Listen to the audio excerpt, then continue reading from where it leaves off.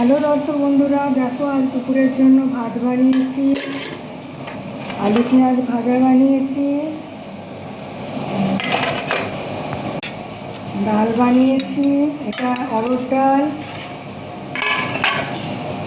এটা পটলের তরকারি, শুকনো শুকনো করে পটলের তরকারি বানিয়েছি। তারপরে এটা পোস্ত মাভা পটল বানিয়েছি, পোস্ত মাভা পটল। এটা খেতে খুব ভাল লাগে। এটা পোস্ত দিয়ে, চারমগজ দিয়ে আর কাজু বাদাম দই দিয়ে এটা বানিয়েছি।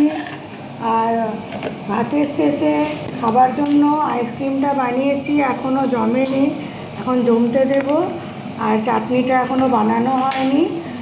আবার তোমাদের সঙ্গে পরের রেসিপি দেখাবো।